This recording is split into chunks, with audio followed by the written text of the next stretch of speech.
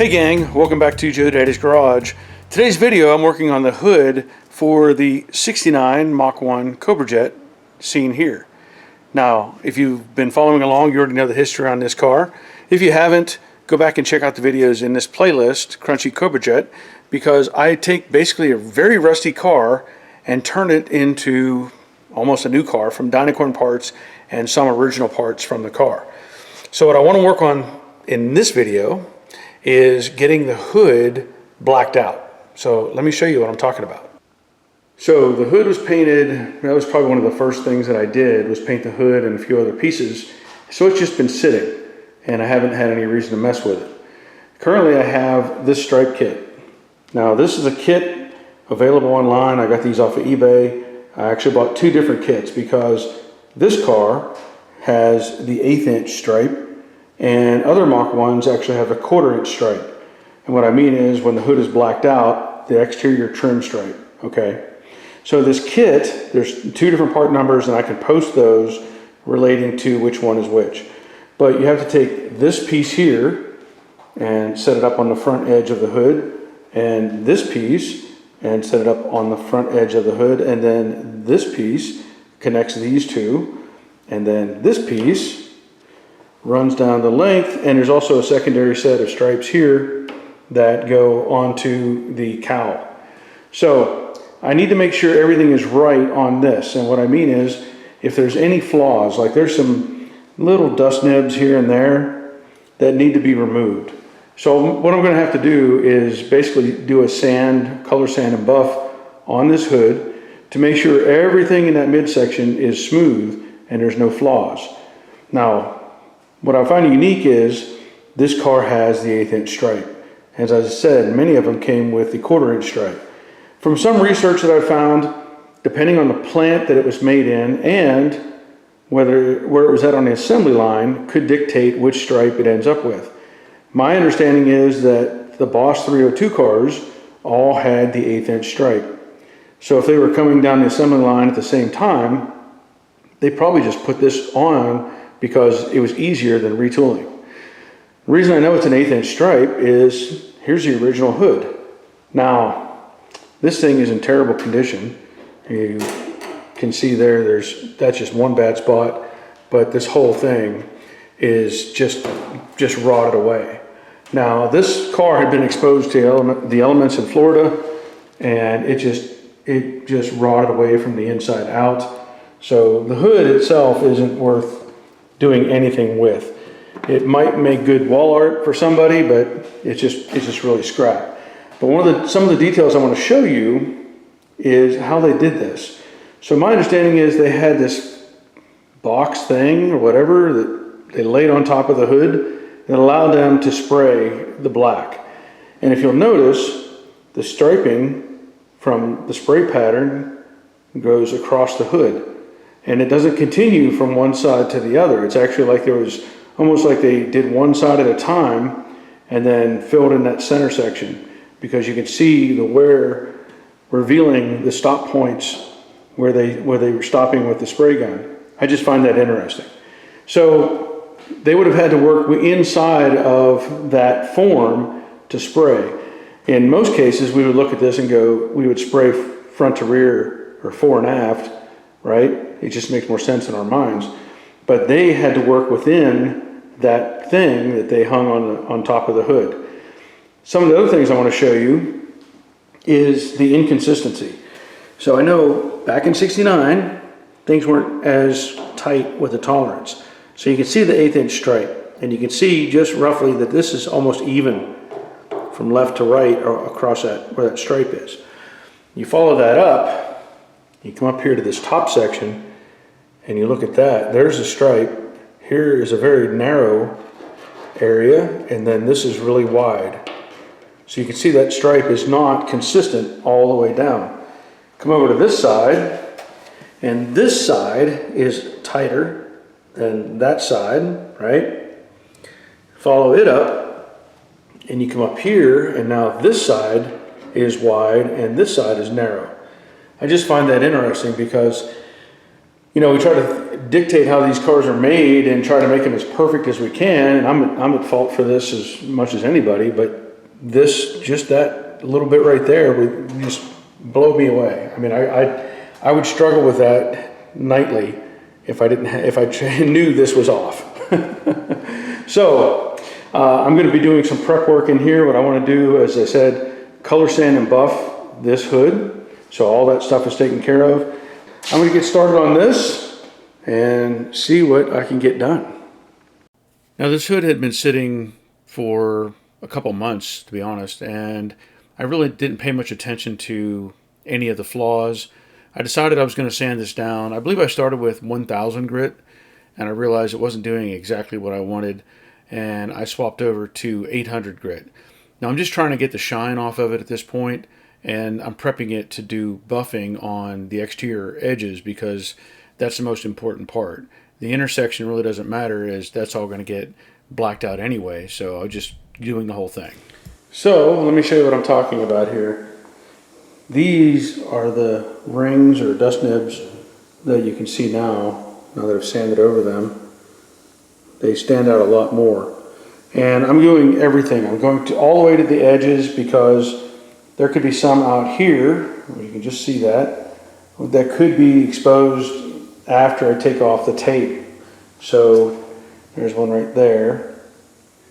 So I want to make sure all of that is taken care of. And like I said, I'll go over the whole hood, get it sanded, and then I'll decide whether I want to do a full-on buff or not, because there's nothing to gain by buffing this midsection. This is all going to get painted, so it may not matter, but I need to take care of this outer section as I'm doing this. So, as noted with those little dust nibs, I decided to just go over it some more with the 800 grit, and I'm just taking my time. I'm not digging in, I'm not pushing hard, I'm letting the DA just kind of float over the top and take down the clear coat. Now I will say, I think I put 3 good coats of clear on this, so I had plenty to work with, and I wasn't nervous about breaking through. But you're always cautious when you come to something where there's a transition, a corner, something like that. You don't want to dig into that corner. Here I'm pointing out where the low spot was. As I was sanding it, I found it, because the DA was not scuffing that area. It was just gliding over the shiny part. So I decided to keep going and try to address the rest of it. I talked to my PDR guy, and he said, don't sand that area. Leave it shiny so that he could see what the problem was whenever he comes in and uses his light. So again, I just continued using the 800 grit on the DA, and I wipe it off and just try to make sure that the dust is out of the way. Here I'm using the same DA, the 800 grit, and I noticed that it wasn't cutting very well. As I was going over this, I was wiping off the sanding pad or the sanding disc, and also the material or the cowl.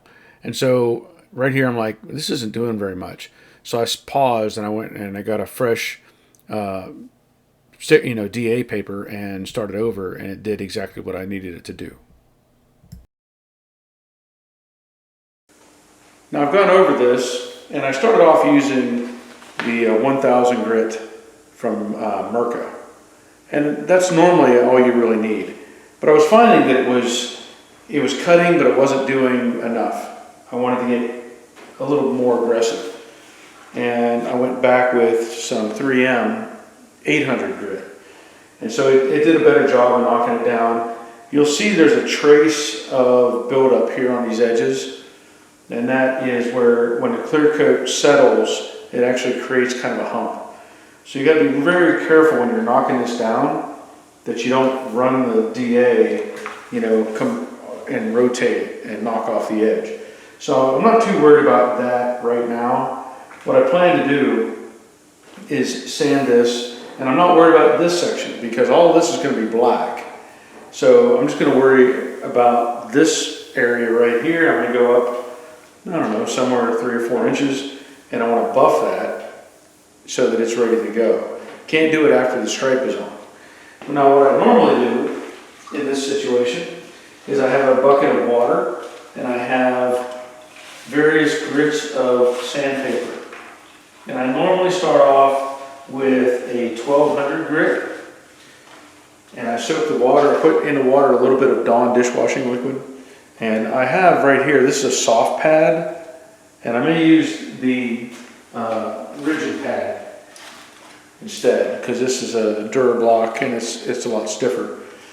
You want to, again, be careful with coming off the edge. You don't want to do that. So my focus is somewhat to knock down some of that ridge. And I know I say I'm not going this direction. I'm not trying to. I was just addressing that ridge a little bit. But I'm going to go over this with the 1200. And you can see already there's a little bit of clear coat coming up. So I will use this. So I'll just wipe this off just to get a look at whether that little line is disappearing, and it is. I'm not being overly aggressive. I'm not trying to crush this thing, letting it do the work. And it's probably not that critical to do that. I like to make it go away if I can. Okay, so once I get that done, I'm going to come back with the soft block, and I'll put on some 1500. So I went with 800 or 1000 on the DA, 1200, and then I'll do 15 on with the soft block. And this is just to get it as smooth as I possibly can before I come back with the buffer. Now I'm only doing this side right now. I'll have to go over the rest of it later as I work my way around. I'm just trying to knock that back line off, that little ridge. So repeat the process, 1200, 1500, and then I have some 2000 that I'm going to use. And this is actually a bigger sheet, so I end up folding it in half. And it makes more sense to cut it, but I don't know, maybe I'm lazy. I don't know, I just didn't want to do it. So fold that over, same thing. Okay, so 2000. This is optional at this point. I'm going to go with 2500. I have, like I said, I have some 2500. And this, some people don't go as far. They skip this and go straight to the 3000 and go on from there. I don't have a problem with taking one extra step and trying to get it smooth.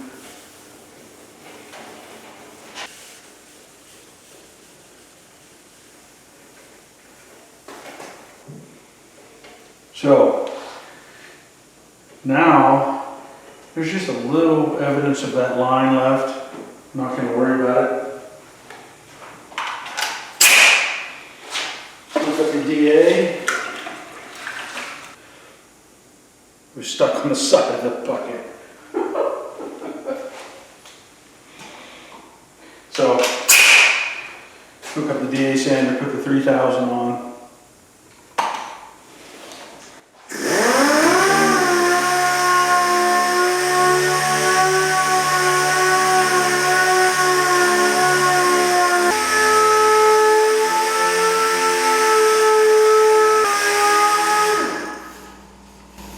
Now, again, optional. I do have some 5000. I don't have any on the DA, but I will go over it with some 5000. This is just trying to eliminate anything, trying to make sure everything is as smooth as it can be before I ever fire up the buffer. 5000 doesn't feel like you're really doing anything, but that's okay. I do feel like I'm doing something. So that looks really good. I can just barely see a hint of that line, but I don't want to get too aggressive and try to eliminate it completely. So I'm going to do this all the way around, and then should be ready to buff. Now the plan is, I'm just going to buff the perimeter. Not worried about the back. I'm just going to do both sides and the front. And I use this 36060 3M. This is a rubbing compound. And you'll notice there's a little number 1 right there on the side, and that tells you that's what you're supposed to start with. And I'm going to be using this low linting wool pad, 33279. There'll be links in the description down below. Typically I post Amazon links for anything that I have available. And this pad, I've used it a few times, and I like it. You know, it's done a really good job. I'm also using my DeWalt buffer. And I like this. It's got this quick disconnect for the 3M buffing pad. So you basically just slide it on, get it lined up. And then you pull the collar back and it'll lock it into place, right? And then I typically run at 1400 RPM when I do this. Now I'm going to put a respirator on when I do this. They recommend you do that, but let's go.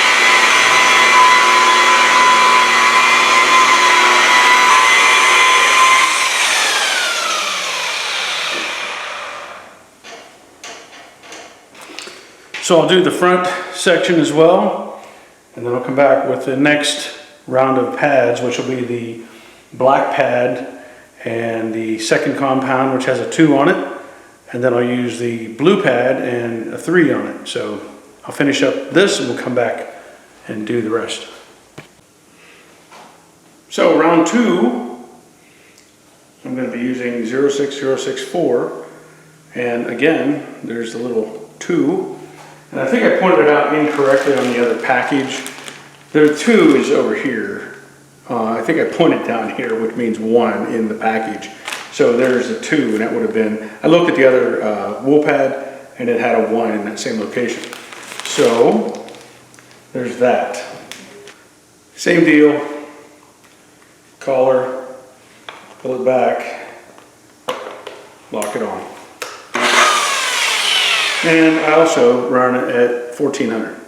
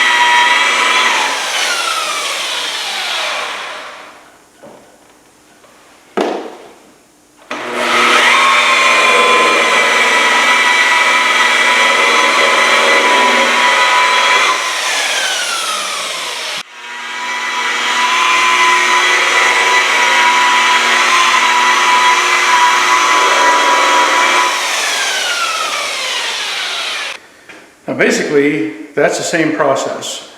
I will use the blue pad after this one, and it may not even really be necessary because this is looking really good, but I'll do it anyhow because it's part of the process. So finish it off with the blue, and then I'll get back to figuring out this stripe deal.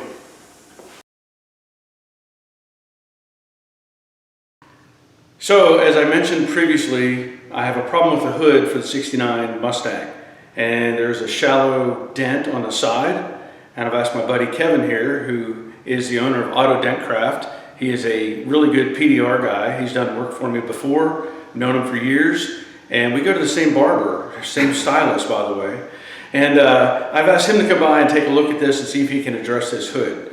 So I'm going to have him work on it. I'm going to do some filming of that. I may do some in time lapse and some in regular time, so you get an idea of what can happen with PDR that may help you with, if you have a problem like this with one of your projects.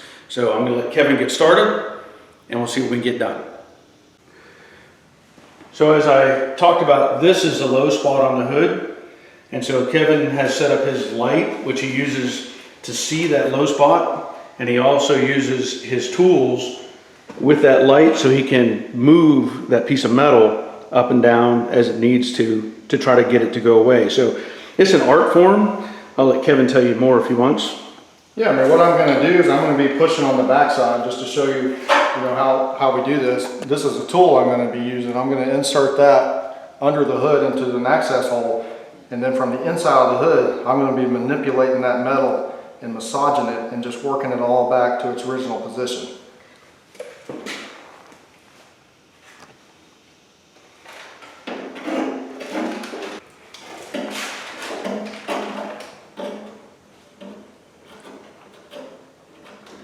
So there you can see the metal moving up and down with the reflection of the light.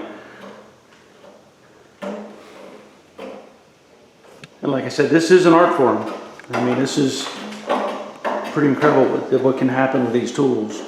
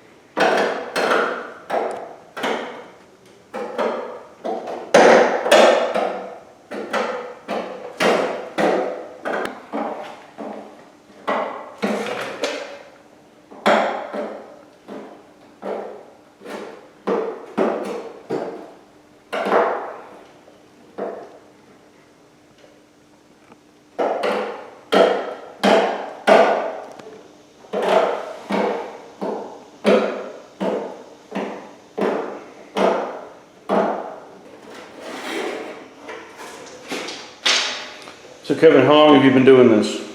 I've been doing this maybe about 19 years now. I got started in PDR in 2006. And if you're wondering what I'm doing here, around the dent, we're always going to have a crown, so the metal is actually protruding outward and higher than it needs to be. So I take this tool here and just tap that surrounding metal down.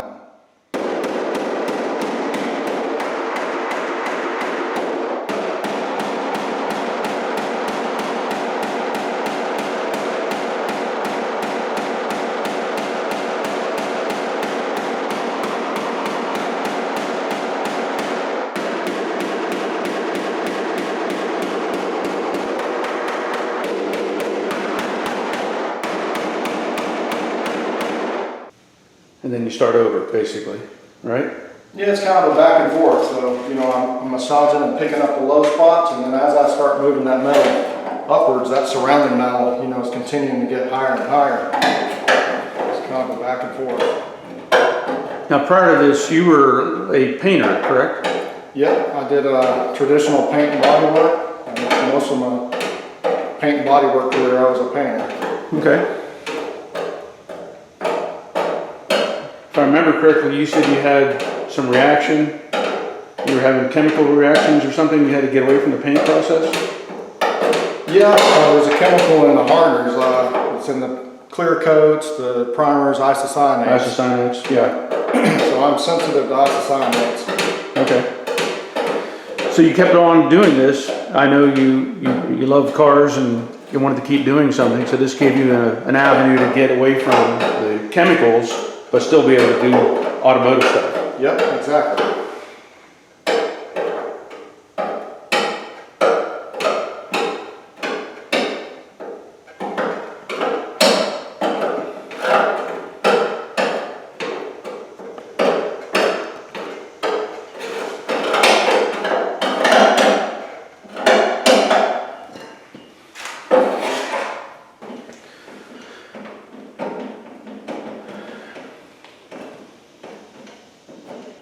The black you're going to put on the center, is that going to be like a matte finish or a satin? Or? Yeah, somewhere in between there, yeah.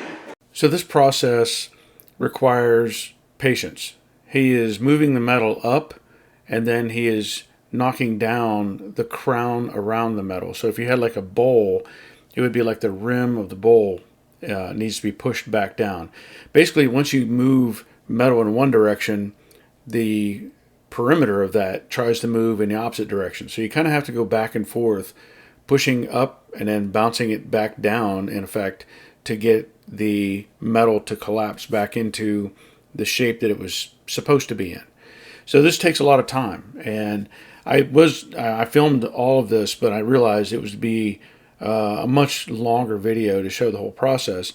So I'm just using this section to show highlights of what he's done. Here he's got a little tool. Basically it's a soft kind of rod that he can tap on so that he doesn't damage the paint.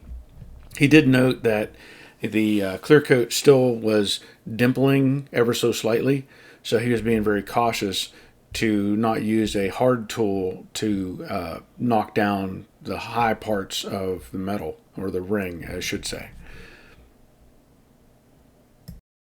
I think I'm just going to let that go, Barry. I mean, if I stand back here, I can see my little marks in it because of just having to push so hard and that material being soft, but that's just going to, I would just slide over it. I don't know what do you final sand with before you paint? Well, in this case, I don't know. Because I don't want, like I got these curlicues going with 1,000 grit. Yeah. But you're going to keep this finished. The whole hood's not getting black, right? Right. So yeah, everything from here out is going to be body color. Okay. All this will be black. So I would just probably Scotch Brite it. Oh, just Scotch Brite it? But I'm probably going to go over this anyway, because I see what you're talking about. Yeah. With the little dimples. But I'm probably going to go over this with 1,000 grit. Yeah. On the DA with a flat, rigid, piece. Yeah, I would cut all that down. I would try to at least do that, cut the texture out of it too, So here's the end result. When I showed this before, we could look at the light and you would see the dip happen with the reflection of my overhead light. And so now that is gone. And I will still need to do the prep work for this. Obviously I have to mask it off, prep the surface that I'm going to be adding the blackout to, but now I don't have to worry about adding any filler or anything like that in that area. I will go over this probably with 1,000 grit on a rigid DA disc to try to make sure there's nothing showing up in that area. But then the rest of it, I also, once I get ready, I will probably go over everything with Scotch Brite out here in these areas where the thin pinstripe is going to be. But there's still prep work to do. I want to thank Kevin for coming by and helping me out with this. No problem. You're welcome. I really do appreciate his what he does. It is an art form, and as far as I know, not many people are able to do it very well. without years and years of experience. So thank you, Kevin. You're welcome. Thank you. I must say that I have never done decals like this before. Anything that I have helped with as far as painting stripes on a car, like we did at the body shop, we hand taped those. We didn't have a decal to base it off of. So it's a little bit of a learning curve for me to understand how to use these decals. So what I was doing here, I took the width of the decal, laid it on the hood, so I would have a stop point for that decal, and then I put some tape there just to highlight where that is. And then I took the forward section on both sides and I did a similar thing. I put a piece of tape so I could see exactly how high it would end up, and once I marked that, I took some masking tape and just created a wider stop point than what I normally would have had. So I wanted to leave maybe a ½ inch of gap between the edge of the decal and the polished paint. I also will point out, as I did this, I had also rebuffed this because there were some sanding scratches, little curly cues that I didn't like, and I used that other product, that G360, with the wool pad from 3M, and it took care of that stuff. It was really, really good. Now I'm going back over everything again, and I think I decided to use 800 grit one more time. I don't remember exactly. It was either 1000 or 800, but all I'm doing is going over the whole thing to get rid of any shiny spots. And I'm not pushing hard. I'm just kind of letting the paper glide over it. I know it looks like there's a lot of residue, but it's not. It's such a minimal amount of material being removed, but it powders up so easily because that's the way it is. It's a clear coat. So as you can see, I'm coming back and I'm finding all those little shiny spots. I'm getting close to the tape, as close as I want to get. You know, I'm not being overzealous here and trying to go all the way into the edge of the tape, but I'm also being cautious about any of the corners and that sort of thing. And I also did a little more towards the back where I talked about the line showing with the clear coat, meaning you'd end up with like just a little trough at the edges of the panel.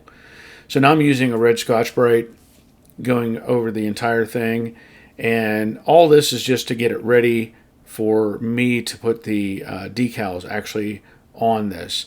I'm just trying to use every caution I can. So here I'm wiping off all of the powdery residue with Windex. I've used Windex many times, haven't had any issues using that as a cleaning agent. It evaporates off very well, and I'm going to go over this with the wax and grease remover anyway, so this is just a quick prep. Now I noticed that the width of the stripes were a little narrower than a piece of 1.5" tape, so I could have just done this on the hood as well, but I didn't realize that until I had come back to the cowl. So scuffing this is a chore, because not only do you have to get the whole panel, but you also have to get in between every one of those vents, and you have to make sure that you use the Scotch-Brite to get the front edge and the back edge the whole way through. It's time for some details. Now, what I was showing earlier was the width of the stripe is a little bit narrower than the width of this tape. So I use that as a reference just to get where I wanted to scuff. Now I will be scuffing after I put the tape on, you know, this decal, but I wanted to get most of it done without running the risk of running over it. What I want to talk about is this area down here.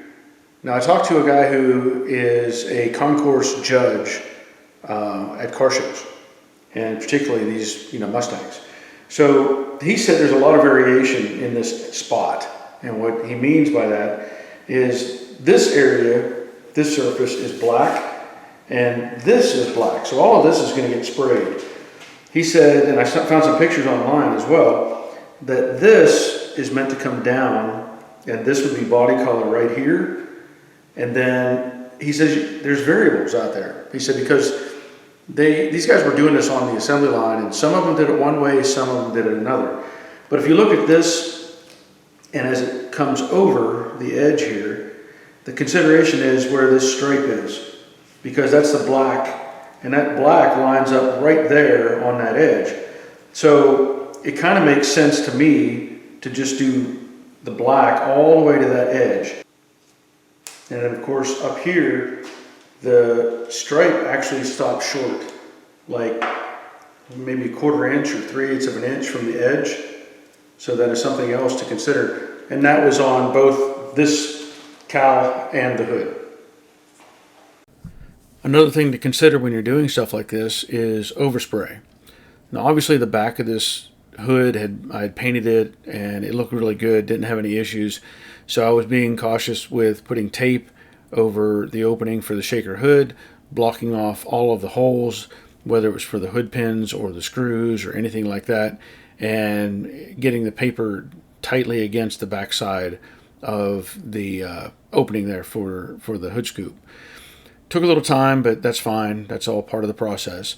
Once I had that taken care of and I flipped the hood back over, I had back masked the edges of the hood with some 1.5" tape, and it's easy to do that. That way you can just take your paper and just stick it to that tape. Makes it much simpler. It's because otherwise you're trying to take the paper and fold it up backwards against the inside and you may not get it placed correctly. So with that 1.5" tape, you've got a nice foundation to attach to. Taping the corners down there to make sure the paper doesn't blow around when I spray. All right, I want to show you some things I have in mind. Now looking at these decals, the sequence needs to be getting the corner pieces in first. And I trimmed those down as much as I could. And I started thinking about it and I was like, does it really matter much? Because basically, as long as you have them indexed the same on both sides, you could actually have this a little bit forward, like overhanging a little if you wanted to, or you could have it back.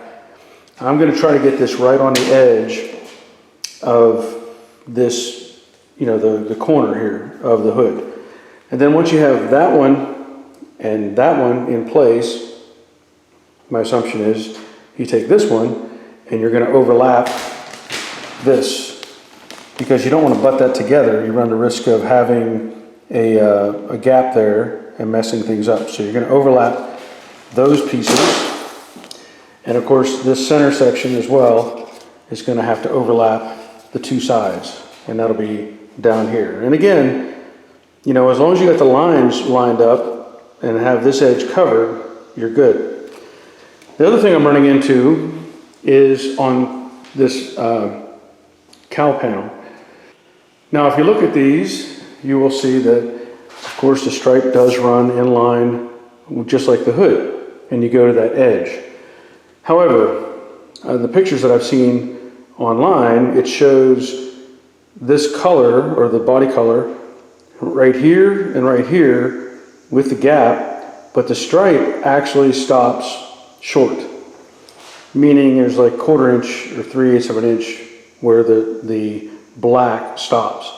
Now, the other thing I noticed, and I'll show you these pictures, is where this is, on the ones that I've found online, it appears that this section is further this distance, meaning like the edge of this is over here instead of way over here. And when you put this in place, that would, on those other images, the color comes all the way down here. This is all black, by the way, I should say. And so the color would come down into that area. But this one is different. This is the factory piece. This has the date codes and everything stamped into it. It's the original piece from the car. So I don't know if these were manufactured slightly different, meaning this bit of flange was different, but I'm experimenting a little with how I want to end this. The other thing you run into is when you put this on top, you have to remember this is at an angle. So if you come in here and you just try to bend this down, it's going to go crooked, because it has to bend this direction to meet this angle. If this was a perfect 90-degree, that would be easy. So I have to look at how I'm going to do that with making this stop, and then I may have to take a piece of tape and just come down here to finish this off and just let the rest of this be black. Or I have to make a smaller section of this and tape it here and line it up so that the color goes down here. So it's a little confusing with some of the imagery, and as I was told, they vary from car to car and even from the different plants. So I'm going to try to get these pieces in place. I will wipe this down with wax and grease remover to make sure I've got a nice clean surface, and not that it really matters at this point, but I need this, the decal, to stick well to the painted area. So let me see if I can get those in place and we'll take another look at it. As I said earlier, I wipe this down with wax and grease remover, and I will do the whole panel when it comes time to paint, but I'm just doing it for the decal application. So I may have made a poor choice. I took the backing paper and I trimmed it down to match the dimensions of the decal itself. And I did that because it was really hard to see through that paper against the edge of the panel. So you can see there, there's some variation in the way it looks, but I thought it would be easier if I just cut it all the way off and just pressed it up against the edge. And it worked fine. Some people may want to leave a 1/4 inch of material on there on that backing paper and just trust that they're getting it in the right spot. But it worked fine for me, but I probably could have left more material or more backing paper towards the inside, meaning towards the center of the hood, because when it came time to peel this off, I had a little bit of a challenge getting a hold of the backing material to pull it off. But I got it off and I did both sides. And then I moved on to getting the centerpiece in. And similar situation. You've got this decal that you have to overlap two, and it took me a few tries because you'd get one side set and the other side wasn't right.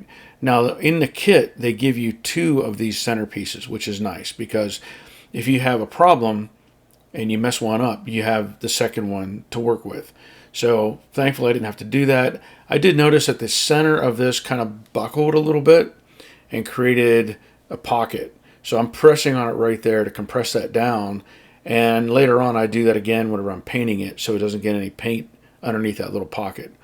Same thing here. I cut these back to try to see the edge, and it took me a few tries to get that tape to line up with the front piece. So when you're doing this, you can easily curve this, and I'm finicky. So I went over this several times to make sure that I had it straight as I could with the edge of the hood. And once I had this pressed down in place, I went over it with a paper towel just to press it down and make sure it was smooth. And then I went on and did the same thing on the driver's side. And sometimes it's easier to do one side than it is the other, based if you're right or left-handed and how things feel. This one, it worked out, similar situation, but I ended up pressing it down in steps rather than stretching it out all in one length, and it worked just like it should. So no issues there. Pull the backing paper off, and then I moved on and did the cowl and got it ready. And then I also used masking tape to tape off the edges of the hood, front and the sides, because you don't want to get overspray on any of those. It may not matter much with this dark color though. Here's where I'm at. I have the hood masked off and everything I think went pretty well. I added tape on the outside because I don't want to paint the edge of the hood or get any color over there. And as I was masking this, I realized I was getting bubbles in here, and I was stressing about that a little bit, but I realized it just doesn't matter because this is just covering up the paint. So this is going to come back off anyway. Now, the transitions here are decent. There's still a little tiny bit of imperfection, but I'm going to try to push those edges a little with my fingernail and just make it a smoother transition. I can't worry about it because once you start moving things one way or the other, you could have more problems. And I think I can just kind of push that around and get it where I want it. So this turned out nice. I'm very happy with the hood. And I was filming the cowl panel when I realized I apparently didn't have the camera on. So I'll go through what I did here. I laid this upper piece and brought it to the edge. And then I cut pieces off about that long from leftover, they give you extra strips here to mess with. So I cut off a piece about 1.5 inches long, and then I split that down the middle because you're not going to be able to lay this on and follow the shape, you know, because of that corner.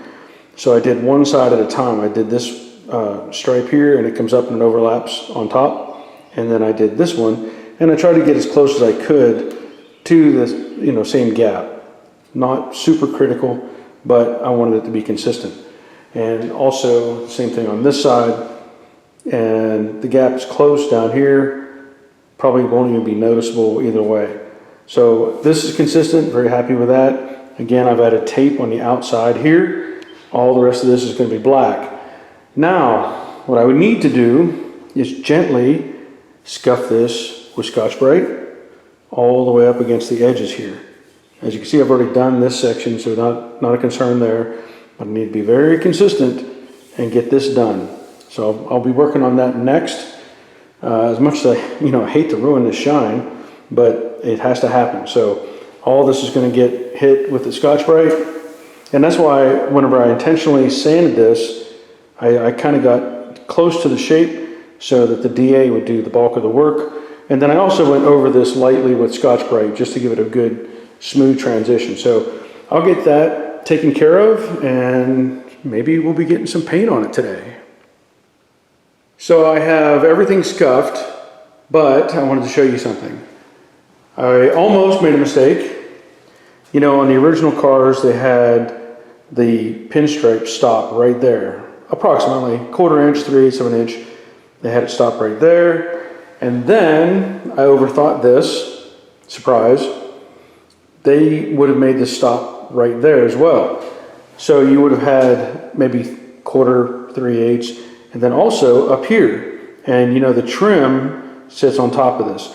And I'll post some pictures to highlight what I'm talking about as far as the ending of that stripe. Now the reason for that, at least from what I understand, is they had painted the main section. They had a big piece, a jig thing that went over top of this. And I showed this on the other hood. Whenever they sprayed it, the original hood, the pattern goes like this, because they had to work inside of this fixture. They could not run the length of the hood, so they did it sideways. And then the pinstripe was actually put on by hand. And I believe this is exactly what they used even back then, the bugler. Now this says pinstriping tool since 1934. I've had one of these for years. I haven't had a whole lot of time to play with it, but I want to show you what it is. Basically, it's got this little reservoir that sits up on top here, and these rollers, this reservoir slides back and forth. I should show you that.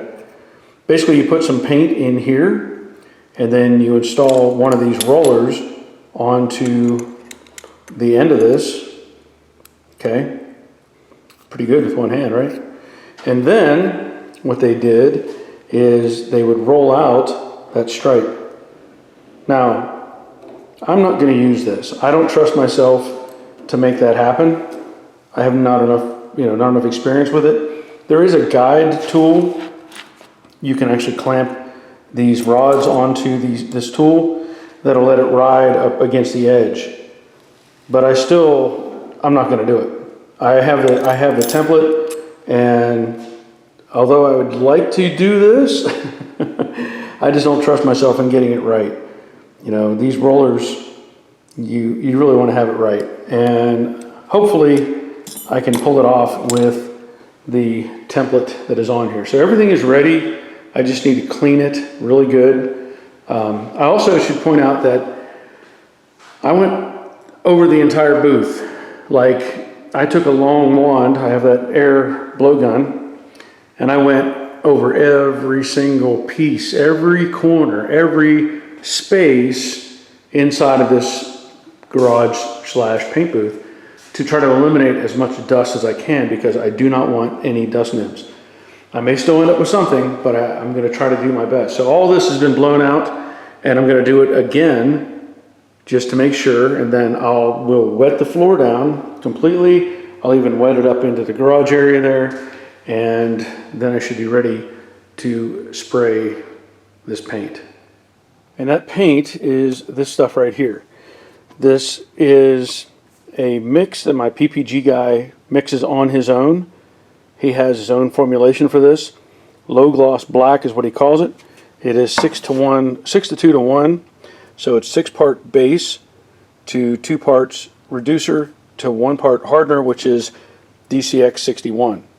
I don't know the code for this. This is something he mixes up because he sprays his own vehicles, and I use this same mix on the dash and I think interior door panels on Jade, and I don't know if I used it on the Mystique Mustang or not, but that's what I used to paint that.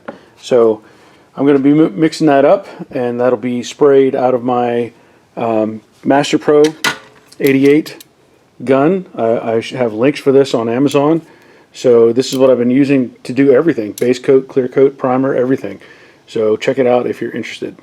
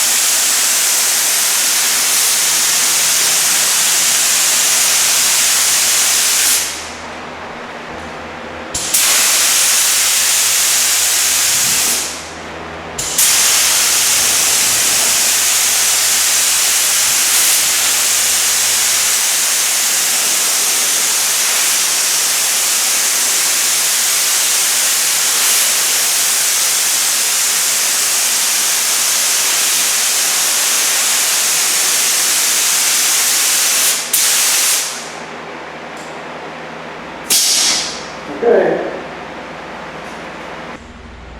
So I need to let this completely flash off and then come back and put another coat on.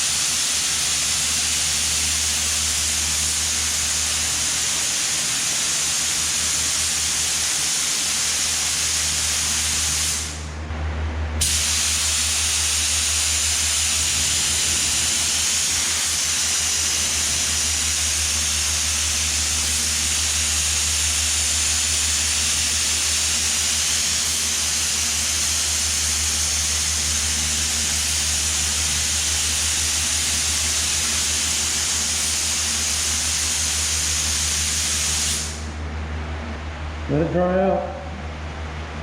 Take a look at it. Well, I think I'm happy with that.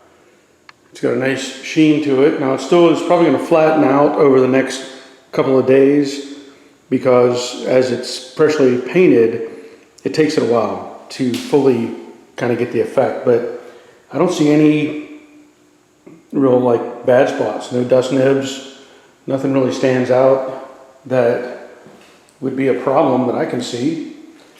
And even the cowl, I know there's a couple little spots that are almost like, sort of like a fisheye, but not enough that I'm gonna be redoing anything. This looks really good. So I need to get the tape, you know, pull this off and get a look at it, and we'll see what it looks like in the next couple days. I think this was so rewarding that I was able to just pull this tape right back off. You know, I let it dry about an hour and the tape pulled perfectly. No flaws, no issues, and nice and smooth all the way out.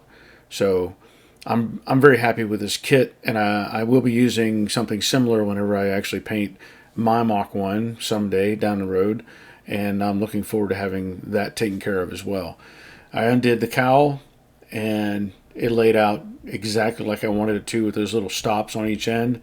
So I'm very happy overall with the look of this thing. I want to show you the end result of this process. I want to point out as well that this is the original hood from the car, and that is also an original Ford hood. That is not a reproduction. So there's no difference between these two as far as how they're built. Now, I pointed out in a previous section of this video that this hood was painted at the factory. This car was never repainted, and you can see the pattern of the spray. And my understanding is they had this covering that went onto the hood. I may have a picture of it somewhere. And basically the painter had to reach over that and spray. That's why the spray is going this direction. They could not get a long pattern because of the way this fixture was. So they had to do it from side to side. At least that's the impression I have from it. So along with that, I talked about it earlier, the little stripe here was done with a roller wheel, with bugler. And if you look, you'll see just how wide this distance is, or this gap is, from side to side. And as you follow it along, come up here to the front, look at the difference. So this was not consistent. You know, this was done by some guy working in the paint booth or whatever, and he came back later and did the pinstripe. Now, when it gets in this corner, it gets very tight, and then it widens out a little bit here, and it's wider over here. And also, if you look at the spacing here, this is almost even, and you follow that back, and back here, this is closer, and this is wider. Now, the decal kit that I used, Graphic Express, they have two versions of this. They have one with the 1/8 inch stripe and one with a 1/4 inch stripe. I went with the 1/8 inch because that's what was on the original hood. Now the other thing is, when they use that roller wheel, they would stop short of the end of the hood and the cowl. So I replicated that as best I could, and using the same, you know, just a piece of tape to stop it. Because the roller wheel could not apparently go over that distance. For whatever reason, that's what they did. Now some of these, I have pictures as well that show that stripe going all the way to the end, supposedly from original cars. So I just kind of went with what I felt like it would have most likely have been and did it that way. Now I have not painted the ring yet. I was looking at it and there's a pitting on it that I don't like, so I'm going to address that and I'll paint that later. And of course I have pre-drilled all these holes for the hood pins. And I know that some people have asked about the dimensions of that. And basically what I did is I used this original hood to get a rough measurement from edge to center. And I did different measurements to get to this location. I also did a measurement from here to replicate that. I did not drill this hole to the exact size until I did a test fit and put this on the car. I had a little tiny hole there, and then when I put the pins on the core support, I closed the hood, made sure everything lined up, and verified that location before I stepped that hole up. So make sure you do stuff like that to get your pin locations correct. Also, I pointed out that we had some PDR work done to smooth out that little low spot right there, and all that turned out really nice. Now, some people have questioned what's the material or what did they use as far as the black. There's been variations of that. And this, when I first did it, was a little bit shinier, but now it has a very nice sheen to it. This was a custom mix from my PPG rep. I don't know the formulation, but I can tell you it was 6 parts of base to 2 parts of reducer and 1 part hardener, and that's what I used. Everything's looking really good. I was a little concerned about some things, what I thought were maybe looked a little bit like fish eyes, but they almost disappeared completely. You can't even see them. I also had some people ask about the condition of this hood. You know, somebody had asked me if this hood was salvageable, and it's not. I've shown this before. The whole bottom side is rotted out, so it's not even worth messing with. I'm very happy with this. I was very stressed over the, having any dust or bugs or anything, but I had cleaned this booth so well, nothing showed up, so I'm very happy with that. I did want to show you, this is the company, Graphics Express. I have a second stripe kit. This one is the 1/4 inch gap, and I may use this one on my Mach 1 instead of the 1/8 inch, because I don't know what came on my car originally. So that's a lot to digest. I covered a lot of ground with this video. I know I started off hoping when I was making the initial part of this video that I would not have to do the PDR, but I felt like it was right to do that. I did not want to have any flaws in the finished look of the paint. So that's why I showed you that and had the PDR demonstration. I think it's beneficial to use that on just about any car or part you may be using that you don't want to have to deal with body filler. Now, there's still more to do with the car. I'm working on assembling the headlights, and once I get all those installed, I can put the front end back together, get all the headlight extensions on, get the valance panel, rock guard, all those pieces will be bolted onto the car. Then I can put the hood on and the cowl panel, and that's pretty close to the end. I mean, I'm waiting on wheels to show up for this car so I can put those on, but I'm very, very close to being completely finished with this car, and there will be a follow-up video with all of that as well, as far as me putting it together and then delivering it. So I want to thank you all for watching. If you would, leave a comment and a thumbs up. Help this channel as much as you can. I want to keep making videos. YouTube is they're not helping me at all. My revenue keeps declining, and I can't do anything about it. It's just the way they are. So I want to thank my patrons who continue to support me and help me make these videos. I want people to learn, and I want people to be able to do this work on their own. I don't feel like a lot of people are doing what I do to show this kind of stuff and be real about it, but it is what it is at this point. So thanks for watching, and until next time, take care of yourselves. See ya.